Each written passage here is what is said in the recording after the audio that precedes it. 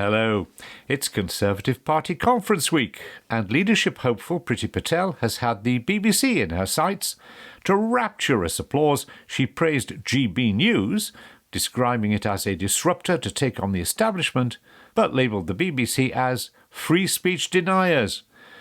It's never been easy running the corporation and standing up to criticism from all parts of the political spectrum. One who knows this very well is my guest this week. I first met him when he was 24, and I was his boss on the BBC One Nationwide programme. Since then, he has had an extraordinary career, perhaps the most extraordinary in British broadcasting history. Mark Thompson, now Sir Mark, moved on to be editor of the BBC One 9 o'clock news at the age of just 30, then editor of Panorama and controller of BBC Two before he was 40. After a short period as director of television, he left to become chief executive of Channel 4, before returning to the corporation as its director general in 2004, following the defenestration of Greg Dyke and his chairman, Gavin Davis. After 8 years in the job, he stood down to take on another extraordinary challenge, turning around the fortunes of the New York Times as its CEO, which he duly did to great acclaim. Oh, I forgot to mention that he also became a visiting professor of rhetoric and the art of public persuasion at the University of Oxford. After the New York Times, he took on the chairmanship of the Ancestry website and some other directorships. Now 66 and hardly stuck for cash, he was surely going to slow down. No. On Monday, he's about to start a new job as CEO and chair of CNN, the US news channel, much hated by Donald Trump and many Republicans, and which has found itself trailing behind Fox News and MSNBC in the ratings war, as news channels face declining viewership due to younger audiences moving to other platforms. Well, welcome to the podcast, Mark. Why did you want to take on another big job?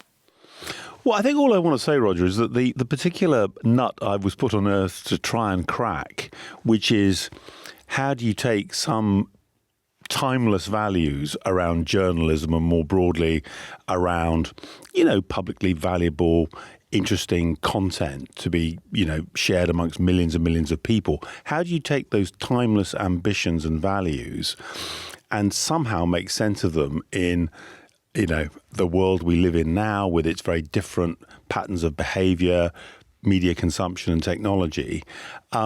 That's unfinished business. And for as long as it's unfinished, I've obviously got a soft spot for opportunities to have another crack at solving the puzzle, basically. Well, there must be easier ones. But you did publish in 2016, Enough Said, What's Gone Wrong with the Language of Politics, which puts together a series of lectures you'd given at Oxford. So you worried away at this subject for a long time. And of course, central to the argument, it seems to me, always is this issue of impartiality and what it is and what it isn't. What is impartiality to you? Well, I think in the end, what's your ambition or even your metaphor for what journalism is?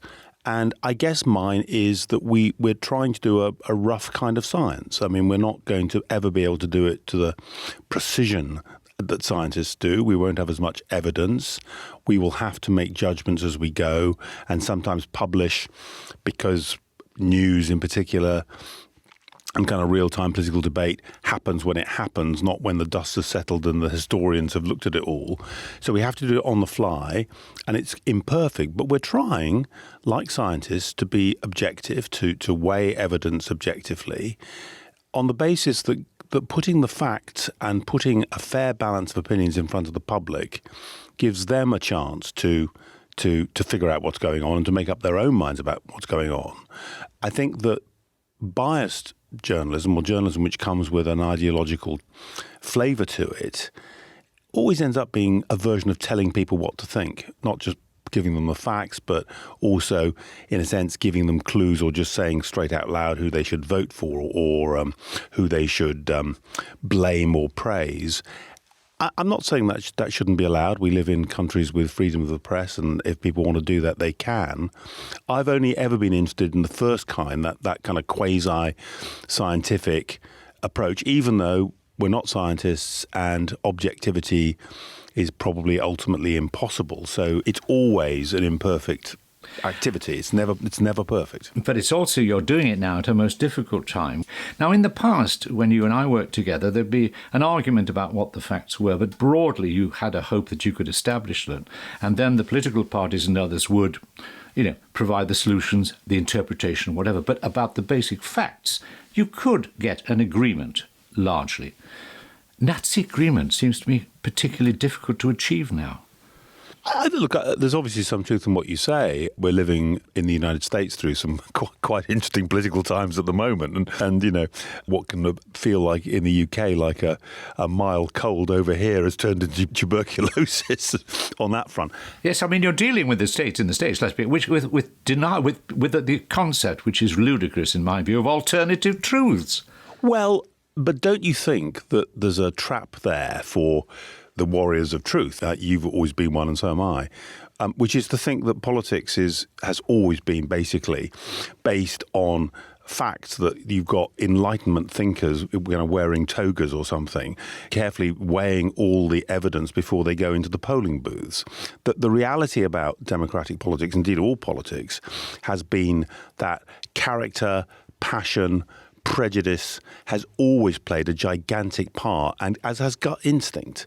And I think there's a spurious suggestion that once the public were perfectly informed and prepared to listen to and go through statistics and probability, and now they don't. It's always been a visceral world where superstition, fantasy, conspiracy theories, rumours have played their part, and people's spot judgment about character. You can think about a politician. Well, okay, sometimes they exaggerate, sometimes they may even lie, sometimes they do crazy things. But I like rule breakers. I like bad boys and the female equivalent of bad boys. In other words, people who break the rules, break convention, and speak for me. That's not a new idea in my book. I mean, that takes us back to ancient times, the idea of the rascal hero politician. So none of this is new. It feels like a difficult time, and it feels like a time when we're transitioning from relatively, half a century or more of relatively stable and kind of conventional and polite democratic politics in Western countries to something which is a lot more florid and strange and unpredictable. I mean, I have to say, as someone in the journalism business, it makes for very exciting times to be doing journalism. Well, I suppose for some people, war is a very exciting time, but some of us would like to avoid it. Of course, but it's not the job, to me, the job of journalists is to report the world as it is. Yeah, but what do you do when, let me give you an example for something that just happened in the UK. At the Conservative Party conference, Priti Patel, now an ex-Home Secretary, but someone who has ambitions, to rapturous applause, she praised GB News, which is in some difficulty in this country, shall we say, and Ofcom is investigating. She described it as a disruptor to take on the establishment and labelled the BBC as free speech deniers. Now, with the best will in the world, to describe the BBC as free speech denier, where do you go with that? And there's rapturous applause for it, and she will want to be back in the cabinet shortly. What do you, if you were to meet her and she was Home Secretary again, what would you say? Well, I think what I'd politely, I guess, point out to anyone who thinks that the idea of having conventions around the limits of debate and of journalism, for example, that you won't give truck to conspiracy theories, that you will try and point out when someone is saying something which is demonstrably not true, you point it out. I would say that it's very important to say that although I do believe in free speech, and I do believe that on digital platforms and elsewhere, people should be free to say what they want, including to lie, by the way. The First Amendment of the US Constitution and the equivalent protections that we enjoy in the UK and Europe around free speech include the right to lie. I mean, so, I'm not saying everyone has to tell the truth all the time on the air. I'm actually a libertarian about that. However, the idea that there are places where there is a real effort made in the way of editorial discretion, that, you decide, what you're going to publish and you choose the truth and you don't choose to proclaim lies, that's also part of free speech. It's really important to say, at the heart of free speech is the notion that you're free to publish what you want and to not publish what you want. It's not denying free speech to say, I'm going to publish X and not Y. On the contrary, the core of the First Amendment is that the government, politicians, shouldn't tell the press or anyone else what they can say. And Preeti and other politicians who, in a sense, want prescription about plurality of opinion, they're saying you're excluding some opinions, you're excluding, some political perspectives. You've got to be very careful. They shouldn't be telling or attempting to indeed pass legislation, the idea of a free speech czar, a phrase which would have had George Orwell laughing, till the cows come home. The idea that you actually enforce free speech with a government-appointed person to enforce it. That's quite dangerous talk, it seems to me. The best thing politicians and the government can do with free speech is butt out and let a broad range of voices be heard by the public. Well, how broad? That's the problem. How broad? And whether or not you require at the heart of that an organisation committed to a concept of public service broadcasting which deliberately plays down, if you like, opinion or has an obligation to balance opinion as well as trying to establish the facts. And the other trouble is, of course, in a free market, there are plenty of rich millionaires wishing to buy up organisations to ensure that their views get transmitted, which can mean that large sections of the audience are left out. So I think the idea that one of the absolutely fundamental ideas of public service broadcasting is a positive decision to ensure a place, and a significant, prominent place, for outlets. The BBC is one of many public broadcasters around the world, but let's talk about the BBC as a kind of par excellence, one of the very first and still to this day sort of paradigmatic of what public service broadcasting can be, that you ensure the public have access to that. So you can't absolutely, and you shouldn't attempt to, stop the public from, if they want to, finding other sources on the internet elsewhere. And I wouldn't be someone in favour of censoring conspiracy theories or crazy sites. I think in the end, the public have a right to read, and if they choose to believe fantasies, I don't think we should be censoring that stuff. But hold on a second. Mark, that can't be right. That can't be right. Now, think of Germany in the 1930s, right, where we got to, where the Jewish people, and you are married to a Jew, so you must be very close to you. All these conspiracy theories were put forward, and they built up an attitude in which it was possible for the disaster, the catastrophe of Nazism today. You've got to, as a society, say, we cannot let that happen again, surely. Well, I think you've got to be very careful with the phrase "we cannot." So I want to be quite clear. I'm a very, very strong advocate, and I have the decades of employment and service to demonstrate it. I'm a very strong advocate of preserving a place for organisations like the BBC, Channel 4, actually the tradition of public service broadcasting at ITV, and indeed at Sky News. These are all, Sky News is not formally part of the system, but it's actually, its values have been very much in that tradition. I'm a passionate advocate of maintaining that. I'm not an advocate of censoring variant and discordant views. I am a very strong supporter of free speech and feel very comfortable with the situation in the United States where extremely repellent political discourse is also protected by the Constitution because people have a right to consume, to read, listen, watch content that they choose as citizens. And if you say sometimes that can lead to bad and indeed horrific outcomes, I would say we have other institutions, notably democratic institutions, which generally through history, ultimately, not always immediately, have done a good job of, in a sense, leading countries towards greater civilization, greater respect for each other and so forth, though with some terrible counterexamples. Do you think there's a threat to a democracy in the United States at the moment? I think that the United States is definitely going through a very difficult political period. I don't want to say at this stage that we're dealing with a mortal threat to democracy. And I think that's sometimes overdone, generally on the left. A lot of left-wing parties and individuals have a personal or a collective party political interest in talking up a major crisis in democracy.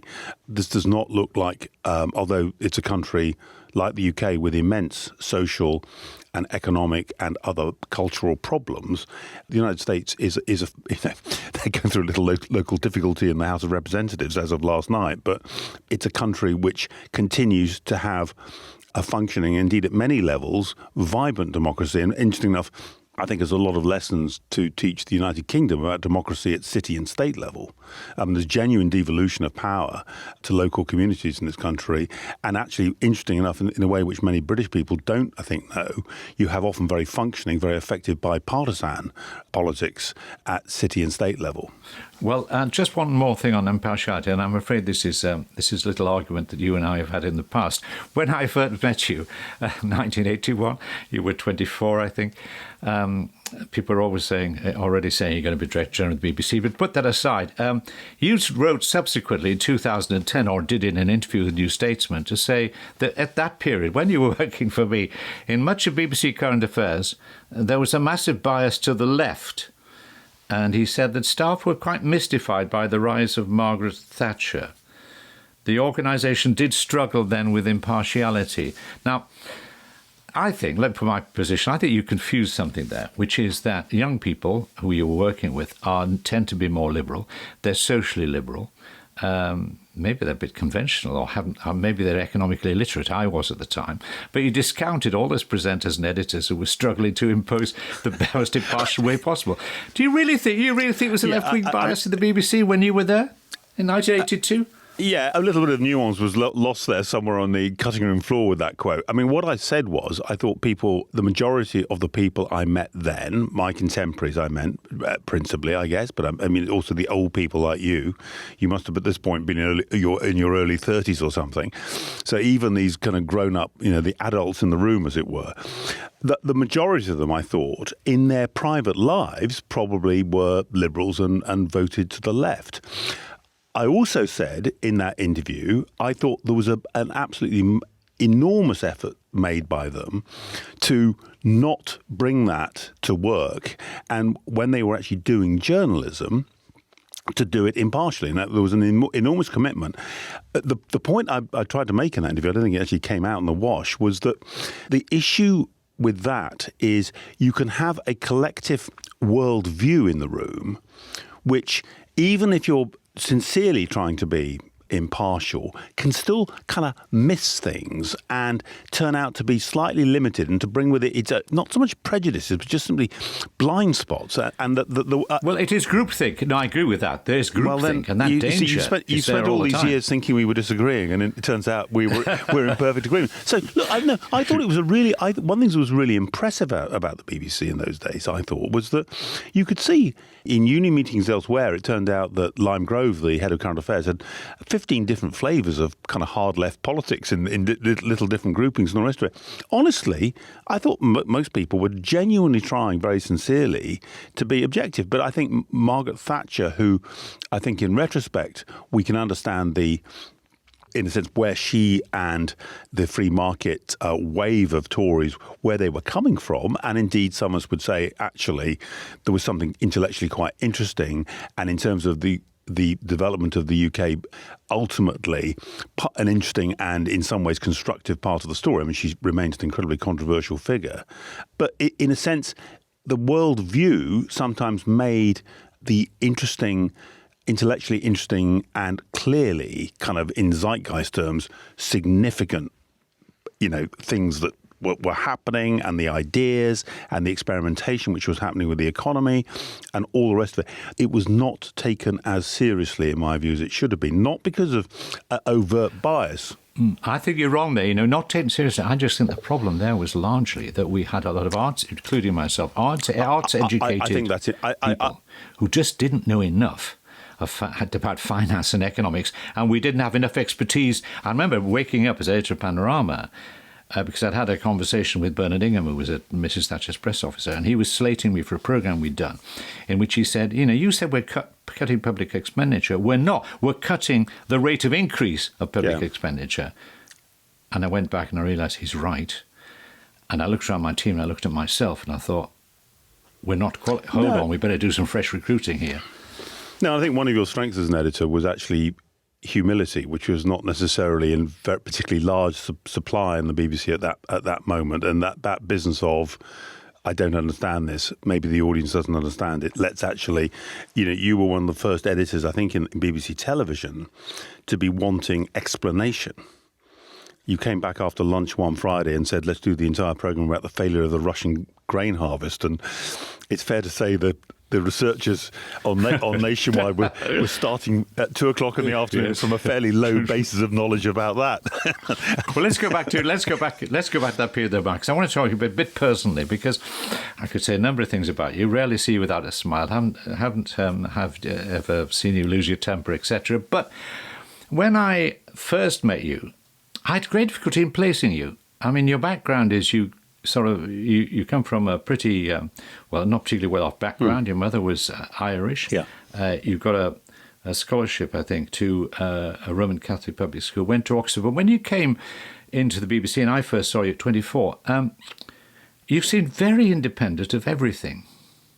I mean, mostly you could place people and they grow out or they develop or whatever. But there was always slightly a bit of an outsider about you.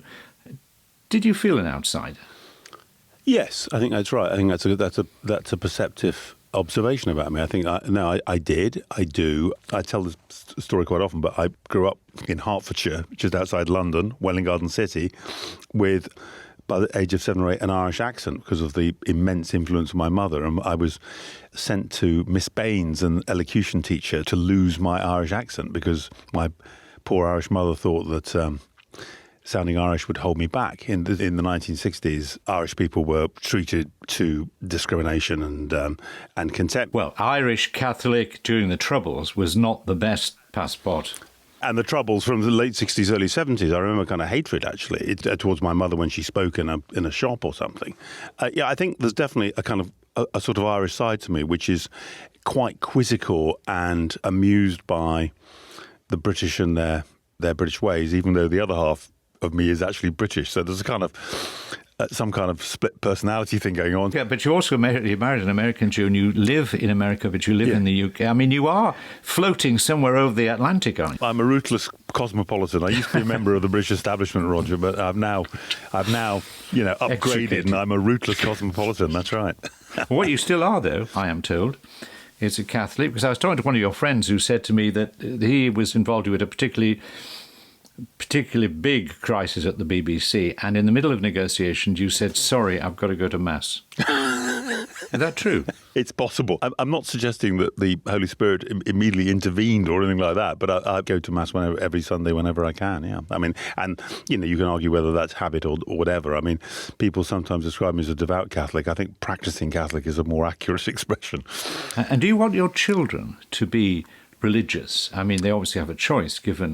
And by the way, my view about religion is very, very much like my view about free speech, which is everyone needs to find that path for themselves. And I won't say any more about my children that they've got different paths. There's a range of things going on religiously amongst my 3 children. Sometimes a range of things within one of them. But no, I mean, I think human beings have to, in the end, find their own way. In matters of religion. Yeah. And just one thing, final thing on this thing about religion. I mean, and I want to deal a little bit later towards the end more with public service broadcasting again, but given the fact that I think on the whole people in broadcasting tend to be, I think, less religious than the rest of the country, and given the fact, for example, in the UK we have so many people from different religious backgrounds now, surely religious literacy ought to be at the heart of public service broadcasting. Yes, you've argued that for many years, and I agree with you wholeheartedly. And I think back to that business of a broad worldview, which can, as it were, not know its own limitations, cannot understand its own limits. I think religious literacy, so not necessarily religious belief, but kind of knowledge and at some level a kind of emotional empathy to what might be happening with religion, even if you don't actually feel religious feelings yourself, I think has been lacking, not just at the BBC, but in journalism and more broadly in media everywhere I've seen it, which is in many countries now. And that's been a problem, not least because although I don't want to overstate this, but the stance of, as it were, rational agnosticism, or, to some extent, just a kind of lack of interest or feeling of the relevance is actually fairly culturally specific. It's one of these things which sounds like maybe it's universal. It's massively biased towards white, more prosperous, more educated people on a global level. The world's vast non-white majority population is far more likely to have deep religious faith connected to heritage and identity, and indeed, in many cases, to politics in a way which rational agnostics in the prosperous North often find repellent, but there are just realities of human behavior. So you can discover that not really having a feel for or knowledge of religion actually ends up meaning also not having a feel or a knowledge of vast populations around the world who represent very significant minorities in your own country. And a lot of misunderstanding and indeed separation and intercommunal tension can come from something which seems like, in a debating club amongst, university educated, like a sort of Enlightenment discussion where we're just discussing theories about God and all the rest of it. Whereas actually, for many of us, religion plays a very big part in our lives. It's part of our habit. It's part of the way we live. It's the way we see the world. It's not just a debating point sort of thing. In fact, it's least of all is it a debating point. Let me take you through your career very quickly here. After leaving Nationwide, you were nicked to work on Breakfast Time to help on the launch there. I was very cross about that, but never mind. But then you Roger, found yourself... Important fact, came to America for the best part of a year for Breakfast, which has played obviously a fairly large part in my subsequent biography. Yes, your marriage, for a start. For a start and for a finish. That's right. No, that's one of the core threads. And so that period, Nationwide and Breakfast, is actually, in retrospect, feels fairly momentous in terms of, and by the way, of course, it's serendipity. It wasn't, it's just the way things worked out. But it's serendipity, I suppose, as well, that you ended up in Tiananmen Square.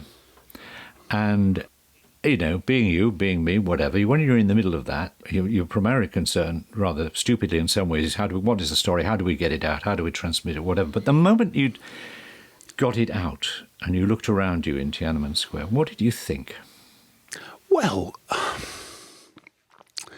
if you imagine that history's got, fault lines, a bit like standing astride the San Andreas Fault or something, that sometimes the Earth moves and two plates start moving away from each other or crashing into each other, it feels like you're standing there.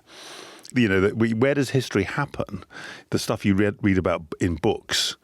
And it's like you're literally suddenly unexpectedly find yourself standing in the very spot as an eyewitness. A lot of TV, particularly if you become a senior, I was actually editor of the 9 o'clock news at that point, and if you're I was quite a kind of senior executive, quite young, it can feel very virtual. You're I'm actually in the studio at the moment. You're in a studio. There's no windows. There are lots of monitors, or there's audio coming in, and you're removed from the event.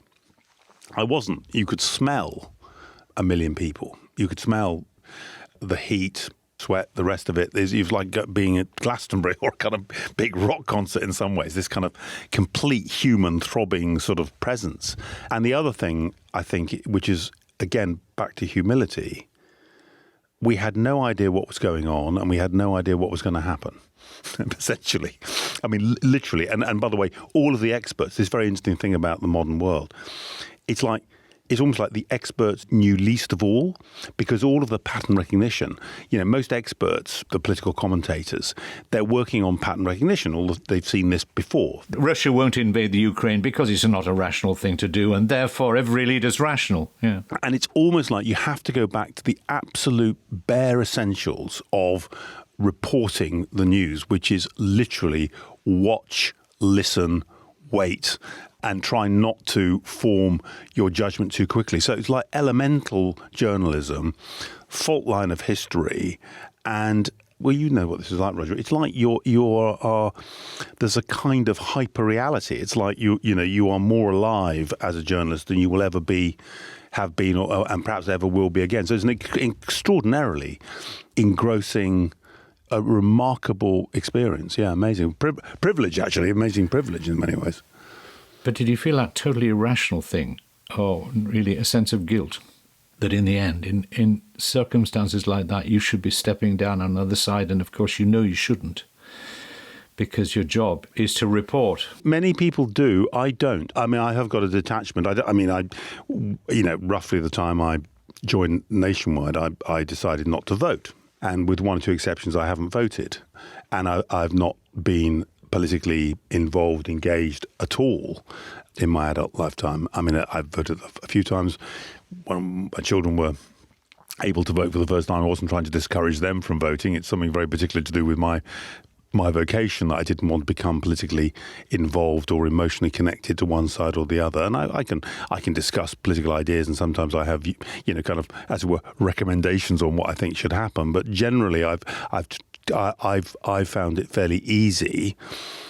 Possibly this is actually a kind of limitation or a fault in my character, just to say, actually, you know what, my job is to watch this and try and understand it, rather than to take part in it. So I think kind of humanitarian gestures are different. I have certainly crossed the boundary in terms of helping people in distress and all the rest of it. But I think, the truth is, I never felt I understood what was going on in Tiananmen Square well enough to, in a sense, even to have known quite what to do if I had wanted to cross the line. Well, you then went on, you did, you were the editor of 9 O'Clock News, you edited Panorama, you were controller of BBC Two, you made sure the Simon Sharma series was made, though your subsequent controller of BBC Two tried to schedule it late at night. I think, and she was persuaded by a certain person who had become director of television. I think that would not be a good thing. You then went on to be chief executive of Channel 4, and I remember then having lunch with you. You asked me to lunch, which was a great honour, of course. And I thought what was going on in that lunch was that you'd criticised the BBC for having it on, or saying it had jacuzzi levels of cash. And yet you knew you were going to have to probably go and put your hat in the ring or accept the invitation to become Director General of the BBC because it was in such a mess. And I had the sense that you were rehearsing your thoughts with me. Was that a difficult decision, going from Channel 4 to BBC as Director General? It really was. It really was. Yeah, I didn't want to do it. I didn't want to do it. I mean, and it wasn't... I mean, I felt I loved the BBC. I loved and loved the BBC. I felt, honestly, I'd escaped.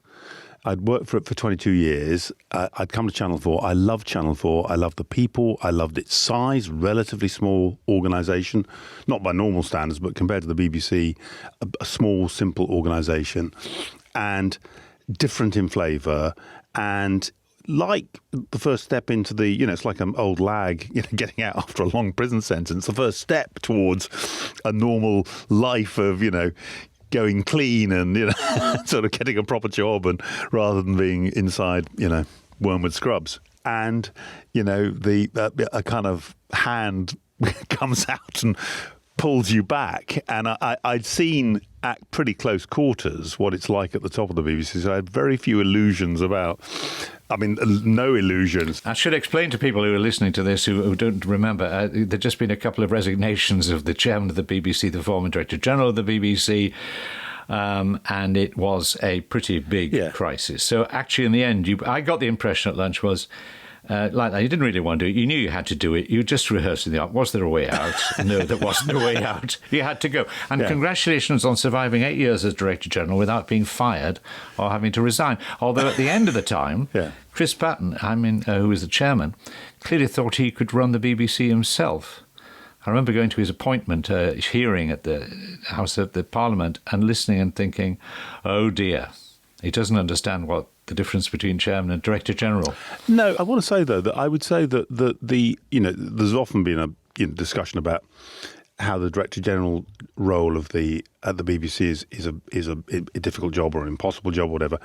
I think being chairman of the BBC has turned out to be a very tough gig as well. And deep down, I think that there's been a debate about, in a way which is, I think, interesting, and it happens in other countries, it's very sharp in the UK. What's the BBC for, and what kind of culture is it there to present, and what kind of identity, national identities are there to present. And I think the debate essentially is between people who think that it's there to present a kind of model, of course, it's always their model identity. And so there are cultural cues, there's a version of British history, there's a version of what is good in drama, appropriate comedy or whatever. And that the BBC, in the end, is there almost as a piece of social engineering to hold the country together by presenting a kind of, it's almost like the equivalent of standard English. There's going to be a standard culture or an idealised culture. And that whenever the BBC doesn't do that, it's being treacherous. It's letting the side down.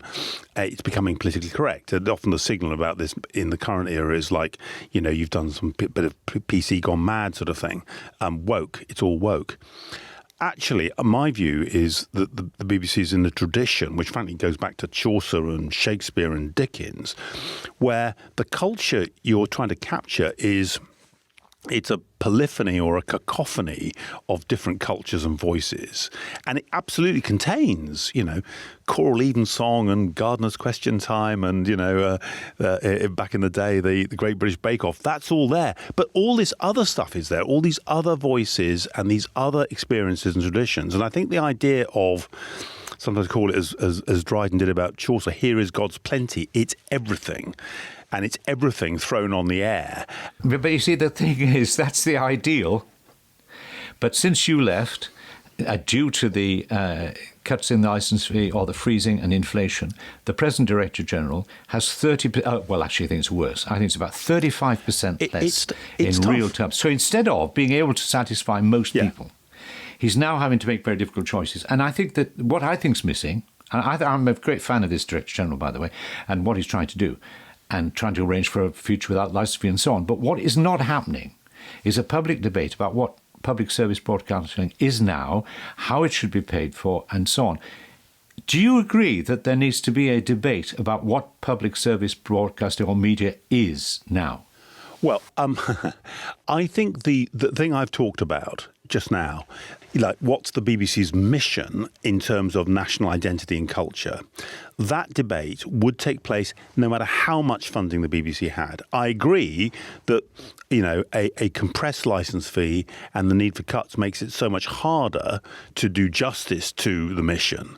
But even if there was all the money in the world, I think there is a battle going on beyond the BBC about who are we, where are we going, what do we stand for, and that if you are unlucky enough to be chair of the BBC, in many ways you're in the crosshairs every bit as much as the DG, and successive chairs, probably over the last 20 years or more.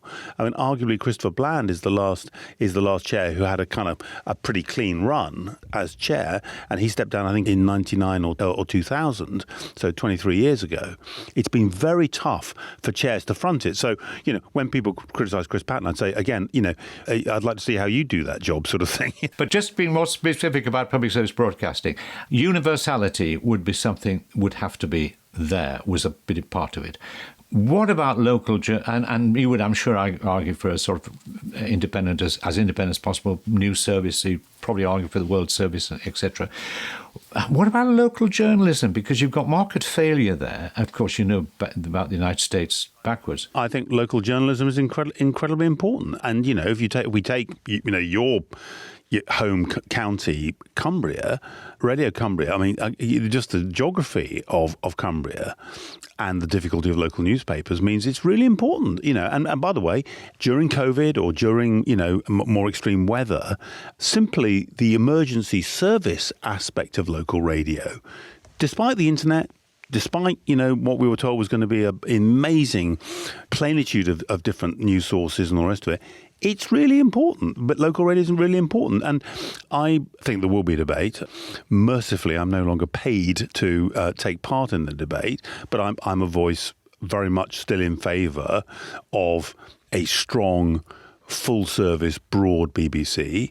I think we're living in a moment where people, even people, by the way, who vote Conservative, I mean, twice as many Conservatives think taxes should stay where they are or should increase as think taxes should reduce. This is Conservative voters, according to last year's very big National Social Attitude Survey.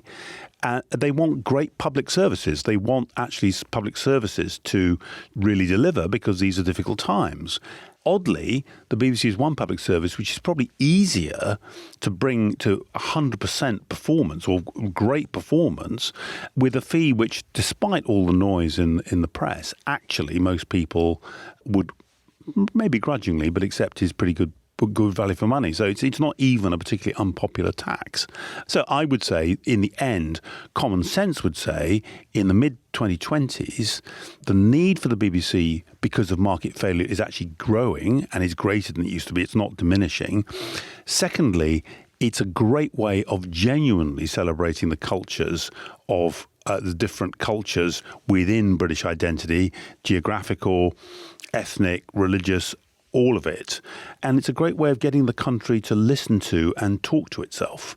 And if not the BBC, then who, I'd like to know.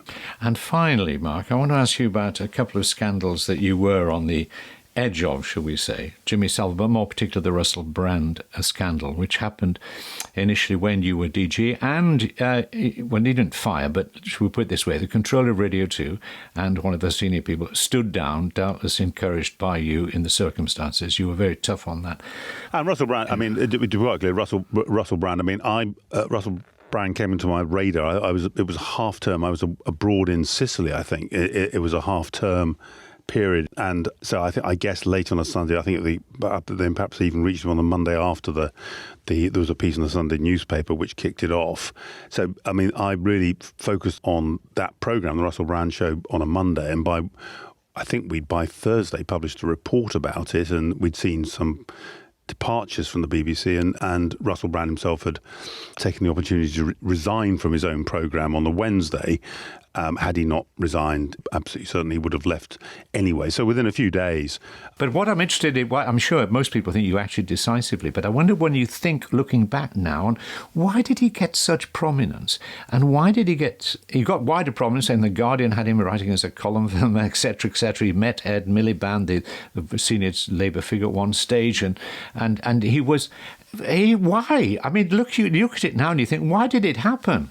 I agree with that. I mean, I think that, my own view was once the particular episode of the Russell Brand Show, which led to Russell's departure and everyone's departures, came to light, and I got the chance, I have to say, for the first time to, after it was broadcast and after indeed it had been rightly noted in a Sunday newspaper, it took me no time at all to decide that was completely unacceptable, and just by itself demonstrated there'd been a complete failure of editorial compliance and judgment at the radio network which had approved it for transmission.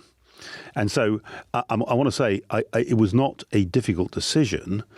Having heard that this was not, in my view, a close call. It was a egregious and completely unacceptable editorial mistake, and we needed to act immediately and promptly, and we did. And, if, as it were, I had learnt of other issues, I'd have acted on those as well. I mean, my style was not to hold back on these things. If I felt something was wrong, my preference was to try and act very quickly. I mean, one of our past Prime Ministers, Harold Macmillan, was asked, famously what he most feared, and he said, "Events, dear boy, events." I wonder if that applies to Director General. I mean, you'd be on a holiday, you could be doing anything, and suddenly out of left field you get hit by something which you couldn't have imagined. But in the end, I mean, you could, would the BBC better if everything was pre-recorded, listened to by senior executives and lawyers, and nothing ever got, you wouldn't do any live programming. You'd pre-record everything, including the news, and fact check it and all the rest of it. The choices made, in the end, in the 1920s, was to create an organisation which, I don't know how much, but my guess is every year the BBC broadcasts perhaps 100 or 150 years worth of content. So a century and a half of content, if it was one channel, broadcast every year. So 100, all those local radio stations, the national networks, the global news channels and so on, the web, which used to have probably even more now, tens of millions of pages. No human being could live long enough to listen and watch a single year's output from the BBC. You have therefore a pyramid of editorial control with a kind of chain of command, and you're as good as your pyramid. You try and make the best choices you can. Sometimes things go wrong, and you'd expect them to go wrong. You know what's remarkable to me, Mark, talking you through this is you're going to start all over again with an organisation where you'll get a call at 2 o'clock in the morning and who knows what. Well, I must be, therefore, some kind of addict, you'd have said, Rogers, right? Well, it must be. Yeah, it must be. Just, by the way, finally, are there going to be any memoirs? Have you got diaries? You've done the lectures. Are you going to write the memoirs? No. I have to say, I'm not a great personal fan. In terms of summer reading on the beach, memoirs by distinguished former colleagues is not top of the list. And if I'm not prepared to read them, I don't think I should write one. Well, I think that'll be a great loss. However, Sir Mark Thompson, thank you very much for talking to us, and good luck. Thank you, Roger. Thank you. Mark Thompson's book, Enough Said, subtitled What's Gone Wrong with the Language of Politics, is published by Bodley Head. It's a fascinating read, and though published in 2016, is even more relevant today. Well, that's it for this week. If you'd like us to keep going, please do support us. It's less than £2 a month. You can find the link on our website and in the description of this programme on your podcast platform, where you will also find details of how to contact us on Twitter, Mastodon and by email. And if you didn't know already, this podcast is presented by me, Roger Bolton, and it's produced by Kate Dixon. The sound is by Dave Kitto, and special thanks to Quinn Genty. It's a Good Egg production. Until next time, goodbye.